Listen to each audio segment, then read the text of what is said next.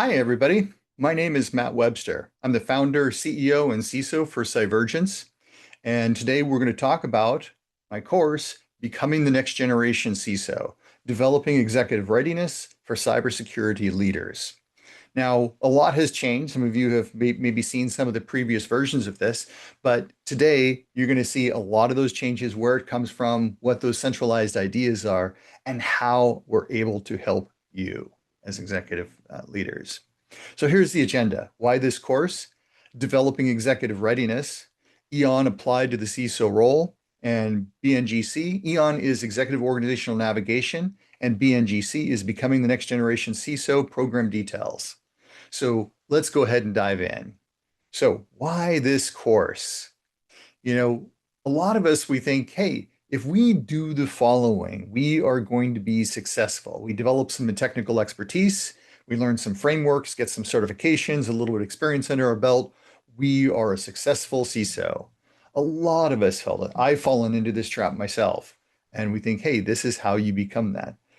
The reality is, yes, you can do that, but you're going to have a lot of years of learning and pain along the way, especially given today's reality that we're dealing with. So let's dive in and go a little bit further into this. So today's CISOs, 50% of CISOs are looking to leave their jobs. Unfortunate, but true. But here's the reality. It's not that surprising. 50% of people want to leave their jobs. And this comes out of Gartner. That same report also said that 25% of CISOs are looking to leave the industry altogether. This is the one that concerns me a little bit more. This means that there is something a little messed up compared to other professions that are out there. Most CIOs aren't thinking, oh, I don't want to do that. I mean, sometimes you do that. I have known CIOs who become CISOs or others, but they want to leave the industry.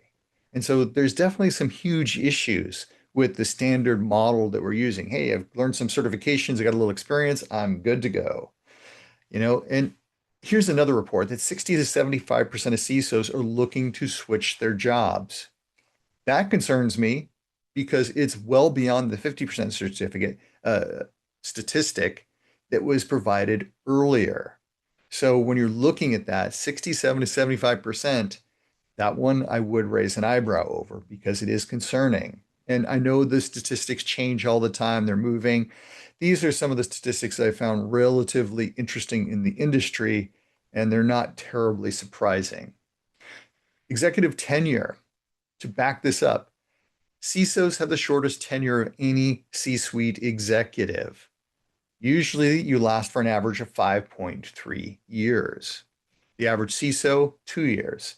And I know these numbers shift and change. The first time I became a CISO many years ago, it was 17 months was the average lifespan of a CISO. 17. Now, I've known CISOs that have lasted 4 months, and I've known CISOs that have lasted 10 years.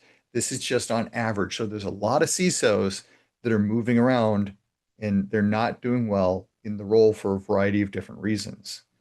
Here's the reality, and we're going to emphasize this point again. Technical expertise alone is simply not enough to prepare leaders for long-term success. To me, that's powerful. And it shows that we need a new way of thinking. We need to look at things from a different perspective. To emphasize some of the other issues here, stress and burnout are very common. They're some of the top personal risks for CISOs. I've been there myself. Obviously, I felt stress and burnout are very common. Stress levels, 88% reported moderate to tremendous amounts of stress. Again, not surprising given the role and given everything that's going on between the incident response, the demands of the role, etc. Mental health, 48% reported an impact on their mental health. I understand this. I have lived in the role multiple times myself. I've seen what's successful, what isn't, and I've seen some of the tough things that people are dealing with. This doesn't surprise me at all. This is very, very common. 23% say the CISO role caused them to seek help. Some of them are doing substance abuse. So drugs and alcohol, not entirely uncommon for the people that are dealing with the security of companies every single day. So when you look at aspiring CISOs, and this is a course, I have started to look at aspiring CISOs over CISOs. It could be applied to either. I do think a lot of the skills that I'm teaching this are applicable to CISOs, but they're also applicable to aspiring CISOs. You know, but a lot of times the aspiring CISOs, they ask, am I truly ready for the executive role? Are they, they've got some concerns around it. They see what's going on. People see what's happening. A lot, I've had people come up and tell me, even as an analyst or even in other departments, you have the hardest role of anybody in the company, is what one person told me. So this is not just my particular opinion. These are opinions of a lot of others. I understand why you have some trepidation. But the reality is, a good question to ask yourself is, will executive trust me beyond my technical expertise? There's a lot of context to pull into that. But why do equally qualified CISOs have different outcomes? What don't I know that I need to know? That's the culmination of all of these different questions. And we could go on with more and more questions. But the reality is, the challenge isn't becoming a CISO. There are tons of CISO jobs. There are some definitions out there. Some of them I don't think are worthy of the CISO title, but you still find these. It's being prepared to succeed once you get there. That's the real challenge. Most of us, and when I first stepped into the role, I wasn't prepared. I thought I was prepared, but I wasn't prepared. For some of you who are familiar with the Dunning-Kruger effect, if you're not familiar with it, look it up. But essentially, you think you're ready, and there's a whole bunch more that you need to know in order to really be ready for the role.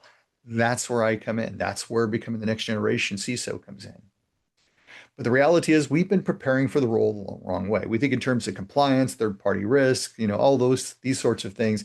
And you can see there's tons and tons of acronyms, and there are far more acronyms than what you find here, and far more things to concern yourself. But the reality is, what you really need is executive readiness.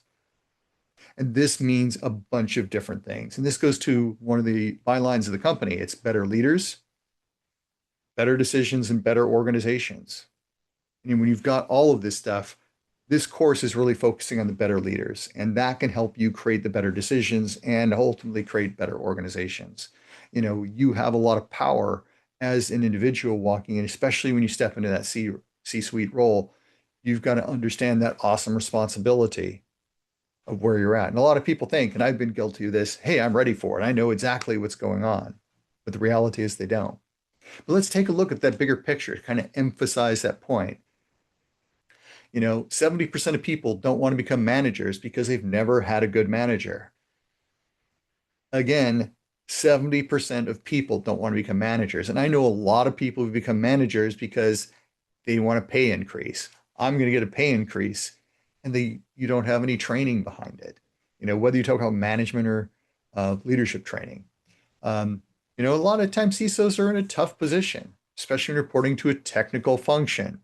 As CISOs, we're here to point out those problems. Hey, we did a pen test. We found the following issues. That's where this stuff is going to come in. Most people have never had management training. It was basically my 30s when I first had my first management training. Like, we don't train people in the United States. We aren't preparing people for leadership positions. That to me is a scary statistic. And it's something that I am very concerned about as a cybersecurity leader. So let's pull in a lesson from Boeing. We all know that they've had a lot of different issues with doors flying off and things like that. A lot of these types of issues have occurred multiple times on airplanes. And the reality is, watching some of the documentaries, and I encourage you to go out there and watch some of them to get a good lesson learned. Now, this applies very much to IT, but it also applies to cybersecurity. Because a lot of times IT doesn't have the resources to get things done, and then cybersecurity is adding in more stuff. They know they don't have the resources to get the stuff done that they need to get done. Security is coming in, reporting on it, and looking at it, or sometimes adding more complexity to the vision that they possibly had. That creates some challenges. When you talk about Boeing, though, what's really interesting is somebody who is leading the line for the assembly line for the Boeing airplane said, we need to slow down. We see too many problems here. We need to be doing things that are a little bit different. They couldn't get it done. The business said, no, we need to move on this and move on this now. It is absolutely critical that we don't stop the assembly of these airlines. That's where IT is at. Then security comes along. We're an additional annoyance on that. But I think remembering those lessons, remembering a little bit about what I'm telling you right here is extraordinarily important. Very, very important. Now we're going to take it up a notch. I personally have dealt with multiple people that are very strong dark triad, and I've worked with them. And basically, let's go into what it is first. So in 2002, it might have been 2003, psychologists came up with the term dark triad to talk about the combination of narcissism, is somebody who's all about themselves, like I'm great, I'm wonderful, a psychopath, somebody who doesn't care about you, and Machiavellianism. These are people who like to manipulate other people. Think of the Machiavelli, the prince. That's where that term came from. So they came up with this term dark triad to explain that, and people who are very strong in all three of these traits. And there's a lot that goes into this. We're going to touch a little bit on that, but there's also the dark triad, which adds sadism to the mix. People who like to torment and torture other people, And the reality is the dark triad operates differently.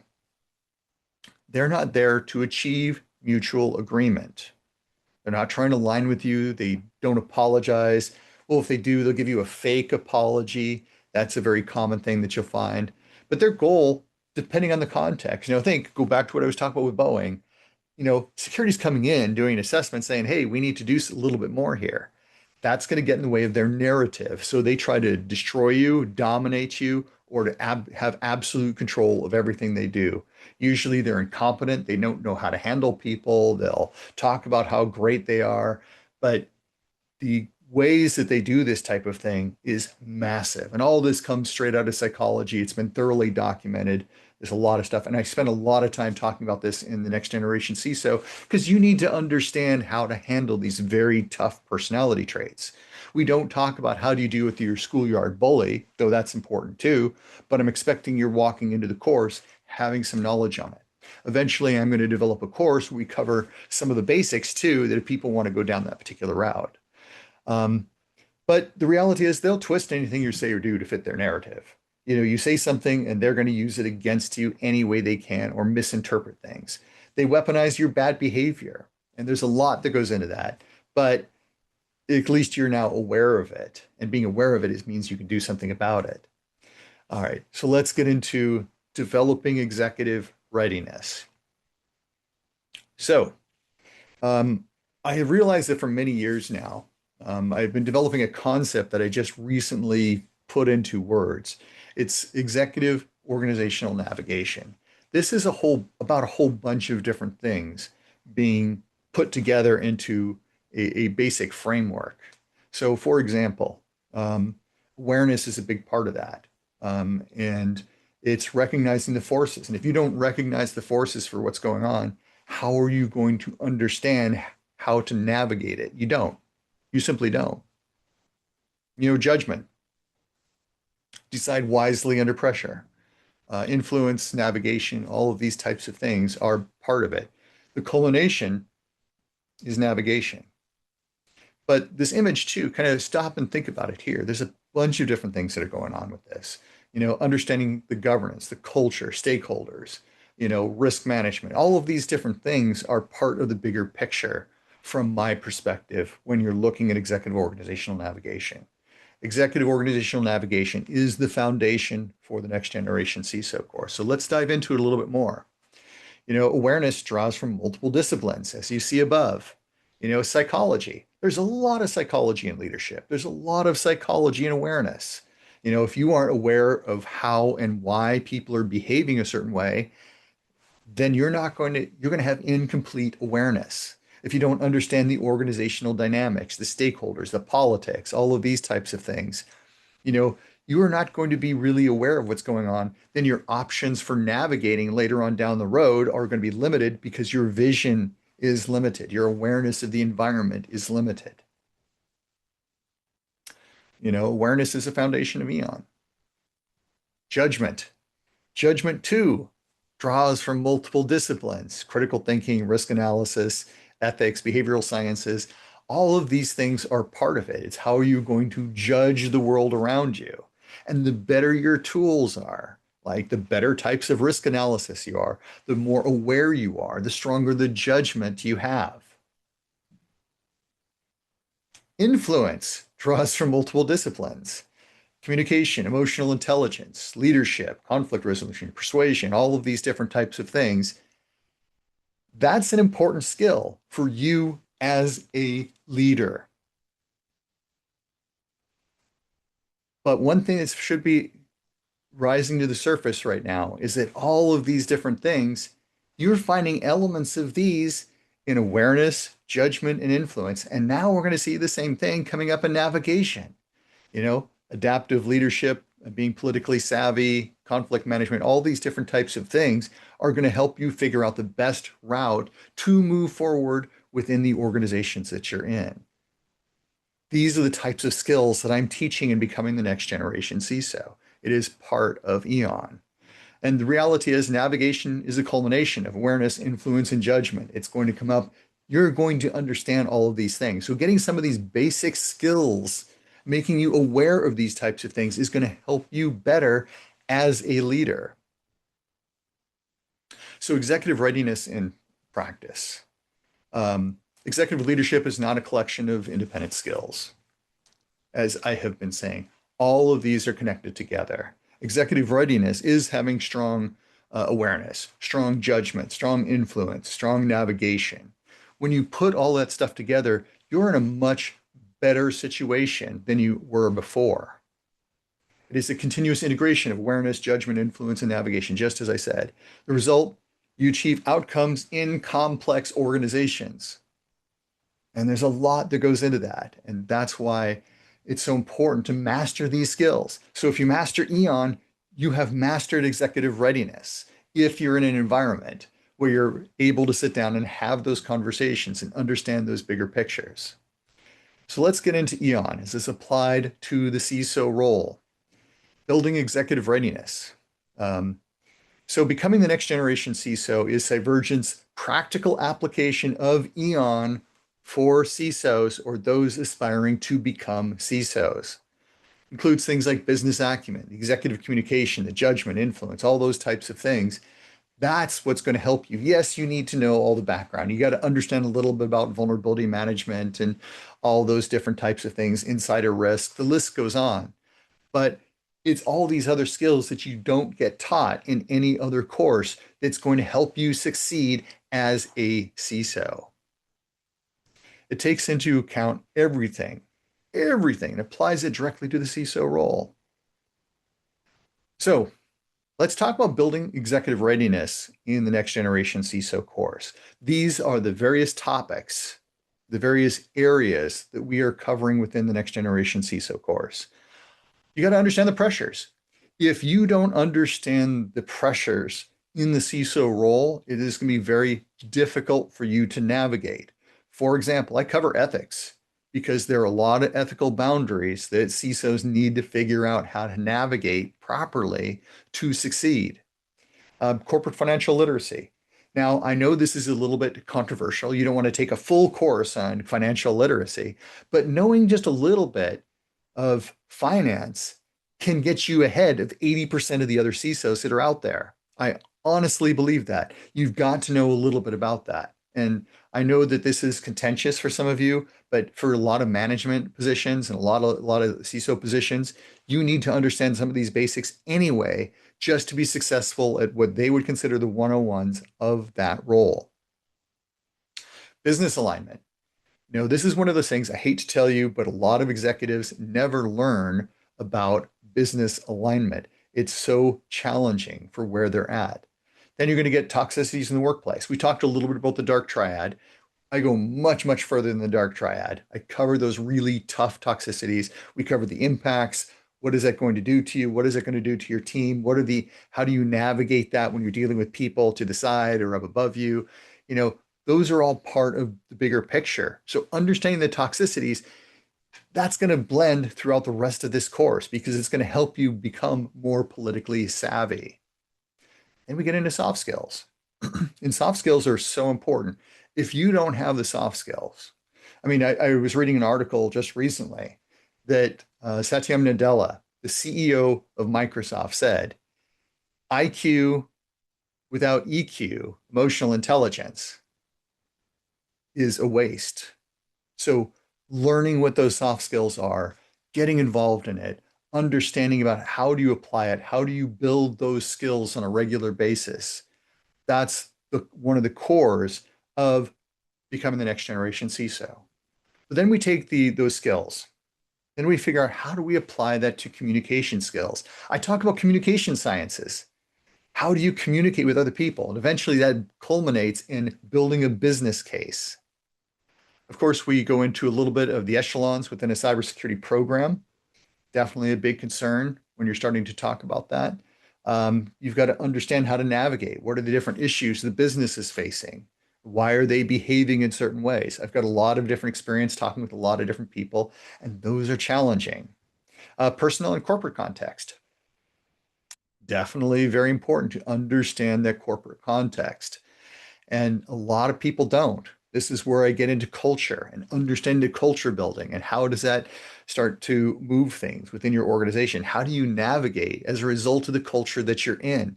What are those forces that are acting on people? Because this changes everything for how you're going to behave. Um, then, of course, redefining management.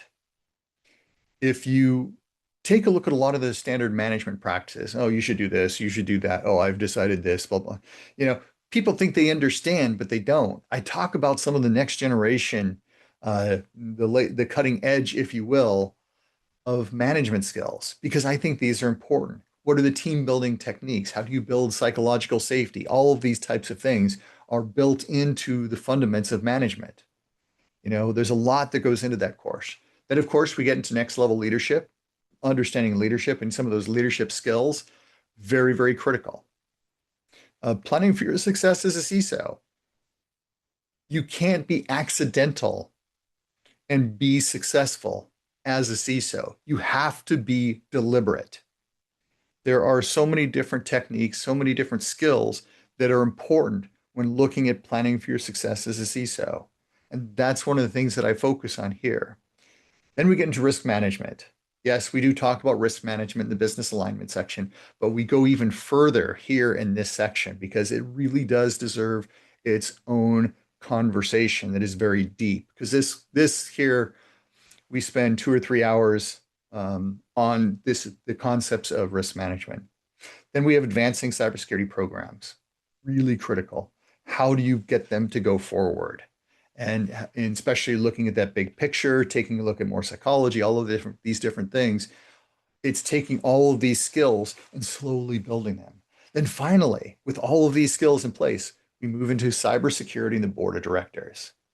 And that to me is very exciting because that's for many companies, not for all. I know exceptions where there is no board of directors and there's nobody else to worry about than the people within the organization. But you're going to understand what those challenges are if you're walking into the board of directors and how to handle them. So this is the course in a nutshell. There's a lot more to it, but at least you get a sense of what the overview is. So let's get into the program details here. You know, right now, the delivery options, we're here. We have a live over Zoom with a live instructor. You know, that's part of it. Executive professional. This is coming soon. We're basically on demand. Program is paired with expert feedback. So you can come back, you can record some things, and you get some feedback from me about what you are building and what you are doing. Independent learner. Fully on demand for self-directed learners. So this is where you're going to understand what those issues are. You understand all those things. It's fully on demand. You can just run with it yourself. I don't think the learning is quite as good as what you're going to get in, say, the Premier Executive in either of these two, but at least you're going to be getting some feedback for the executive professional, but not necessarily for the independent learner. The whole course is roughly 40 hours long, and it's guided as part of that executive development process. For scheduling, definitely take a look at the Cybergence website. So I'm not going to cover all of these. We do have a lot of different teaching methodologies. We're going to touch on a few of these other things. Feel free to take a look on the website. Either read through these if you'd like to pause the video, or take a look at our website. We cover all of this, but these are definitely very important. I do have housekeeping. These are group discussions and things like that. So when you see this image, you're going to have a discussion. Typically, these are no longer than 30 minutes, but they can be 5 minutes long, just as a quick discussion. Deep dives. I think these are really critical. These are, you're going to need to work with one another on these. So like, for example, if you're doing a case study on something or you pull something in, you're going to have to figure out how to navigate it. Like, for example, one key area we've got a deep dive is after learning the financial skills, we are going to have you test your financial skills. How are you able to bring a lot of these concepts that you've been learning together so that it makes sense to you? You really need to pay attention to the details. So that's really important. We help to reify that knowledge. In some cases, you're going to take on other roles, and you may be expected to play one or more roles to help in the problem-solving case. So you're going to get to understand where other executives are going to be depending on the context. These generally run about an hour, sometimes a little bit more, but about an hour is pretty common. So case studies, very important, very, very important. I pull from quite a few different case studies. You can always have more versions of case studies and things like that. But we really focus on those real world case studies. We don't bring all the latest, but we do bring ones that come to completion because that can give you a very clear idea as to what happened and why. And that, I think, is probably more valuable than learning all the latest and greatest of what's out there. But it helps you to understand the practical, real world challenges, what's actually happening in the world today. Very important. In some cases, you may be asked to work as a team and hypothesize solutions related to the presentation or give some comments and feedback. It's a very feedback-oriented story, or it gets you to think about things. So one of the other things I throw in there are improvement games. I'll come up with a poorly worded statement based on a scenario or context. And then the students are going to respond. Then I'm going to give the recommended approach. And a lot of this is going to depend on the context. And the goal here really is about learning and making sure that you're going to be growing as an individual. A lot of the students definitely really like these because they really do help to challenge their thinking. And what are they doing? Great, you learned something, but how do you apply it? And so these are throughout the course as well. And of course, when to exit. Not every course is going to tell you when to exit. I'm going to tell you when you should exit the role. These are really key considerations when you're looking at organizations and where you're at. The reality is not every place that you step into is going to be a fertile ground for you to stay. So you have to be very thoughtful of those approaches. Not every framework out there under the sun is going to teach you when should you leave the role. So I want to thank you very much for showing up. I hope that you learned a lot about what becoming the next generation CISO is. It has evolved over time, and I'm very excited about where it is today, where it's growing, where it's going to be going into. And I hope that you have a chance to join. I think this is probably one of the best courses that are out there. What other people have said is that this is the best course that they've ever taken. If you take a look at the website, I've got links to people who have taken the course in the past, and they've really enjoyed it. So you can take a look at those and get kind of a sense of and the value that people have. But people have come back and told me, like, I wish I would have known this when I was 18 years old before I stepped into the work world. That's powerful. That's good affirmation because this kind of stuff is just not taught, and it really does need to be taught today. We don't know the world and how everything fits together from that big picture. But at any rate, I do want to thank you for paying attention to this and getting a sense of all that we're doing here at Cybergence, at least from the becoming the next generation CISO. For those of you who've taken the course in the past and you happen to be listening, you can see this is quite an evolution. Getting executive organizational navigation in there is definitely a game changer, and it's changed my thinking about how to approach a lot of this stuff because you are not powerless. And a lot of times you feel powerless when you're dealing with some of these forces. But if you navigate yourself in the proper way, you can do 1,000 times better. And I hope I'm going to be able to help you out with that. Thank you so much. Bye-bye.